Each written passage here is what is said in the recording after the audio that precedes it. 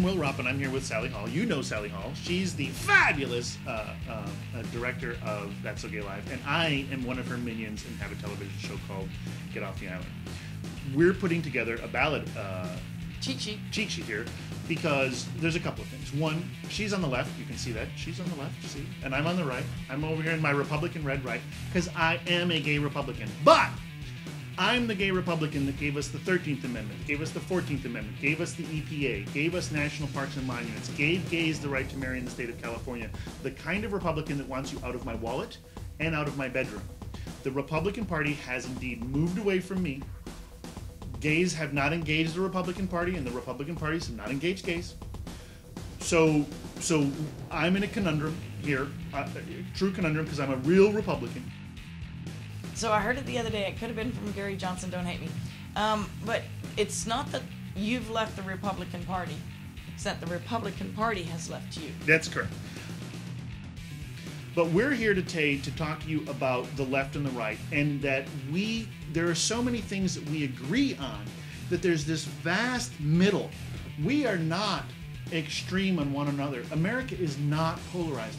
Most of America is in the middle, and we're going to prove it to you today when we go through some of these initiatives that the left and the right, conservatives and liberals, can agree on real things that make sense. Now, we're not going to agree every time, but we're going to agree a lot, and we want to show you how that's done and give you a little cheat sheet here. That's what I'm doing here today.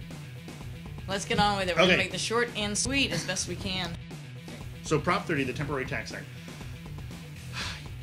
Lots of times we've said, hey, we're going to do a tax increase and we're going to do this and that and the politicians can't touch it. How many times you got to do that before it's shame on you, you fooled me once? The politicians are going to mess with it. There's no such thing as a temporary tax increase. The extra tax on people who make over $250,000, those people will just move out of the state of California. You're not going to make any money on this deal. You're going to waste time and energy. So I'm a no on 30. Prop 31 allows counties to interpret statutes independently and then have re-review by the legislature. That circle is crazy. That circle also lets legislature slap some counties yes and some counties no. That's like dating twins. You'll never know which one you're dealing with. So 32 is the campaign funding and special interest. I think they're being really disingenuous the way it's written because the funding restrictions in 32 are restrictions to the candidates. That's not where the problem is right now. The problem isn't with the money the candidates spend. The problem is with the people who get to spend whatever money they want. The court has decided that money is speech. You will never be able to legally regulate that. They say that it's disingenuous for the advertisers to say, well, we've gone as far as the law can go. You can't regulate this. You can't regulate it. There's no point in trying. What you have to do as the voter is you have to educate yourself about who, and you'll see Sally do this a couple of times and refer to her notes here. You have to know who's supporting something and who's against it and where the money comes from. That's your responsibility. So go out there and look at that and then make your decisions. So for human trafficking and a lot of these other props, I really think it's important to see who's sponsoring and contributing to these propositions.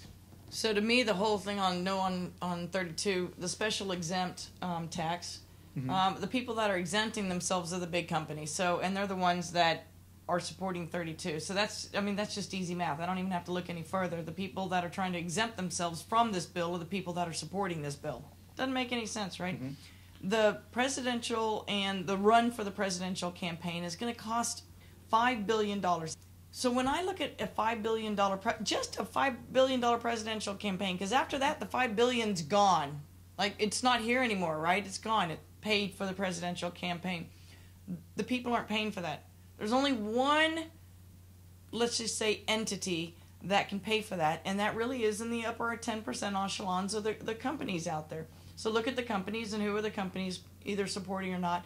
And are these companies in a progressive nature? Because we already know oil companies are keeping our progression. We could have had high miles per gallons and different alternative energy progressing on cars if they would have allowed patents to get produced and new inventions to be created and made in the forward thought.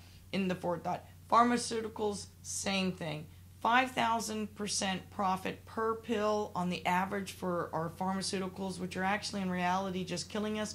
We know that because our numbers are really high. autism 1 in 88, cancer 1 in 2. So we're both no on 32. So far, the left and the right agree. 33. 33 is the ability to transport your good driver discount from insurance company to insurance company. That seems pretty simple to me.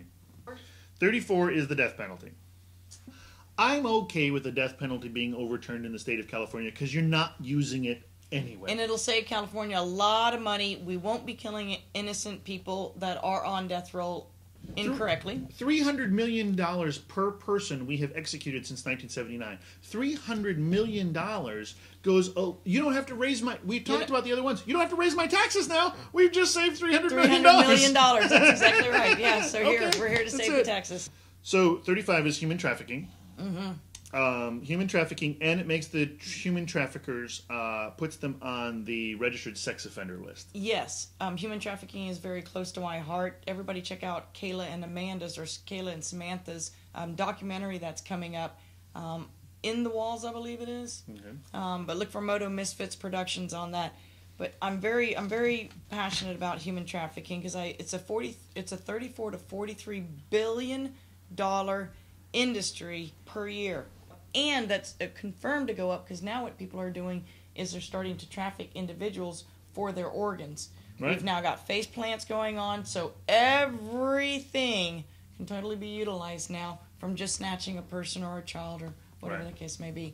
So I'm very passionate about that, and so I'm a yes. I think stricter guidelines or penalties. I also believe the government can do more than they are doing, and I'd like to make some waves over at the government offices to direct our attention here to our children, the human trafficking, and the child sexploitation that we have going on. San Diego's like number 2 for human trafficking. I'm sure We've got to do something about it. We've got to start ruffling some feathers in our government right here, local, state, federal, everything. Get out and vote. 36 modifies the three strikes law.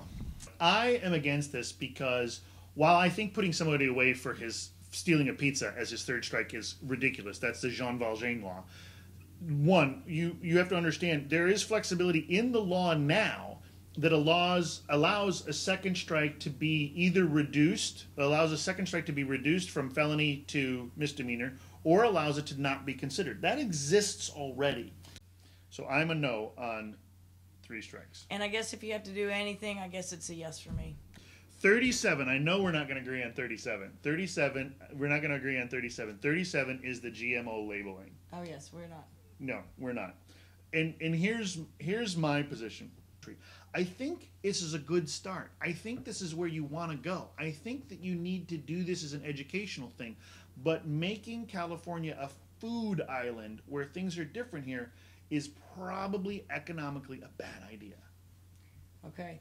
And so my easy answer on that is who's supporting and who's against the Prop 37. I'll put a picture up here for each of you. And because of the Monsanto being the big no on 37, I'm going to easily say I'm against anything Monsanto. They are a company that has went away from the people. In other words, it's so not about the people anymore. It's about profit for Monsanto.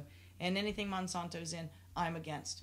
So you're yes on 37. I'm yes on 37 for GMO labeling, and because of the sponsors and the contributors and donors, that gives me my answer right there. And I'm no because I think the economic impact to California in this particular time I think the GMO labeling is a little too early, and I think that it's just not economically feasible for California right now. 38 is probably no. It's the Molly Munger. Oh, okay, Act. so it's another one on 30. It's another tax hooey.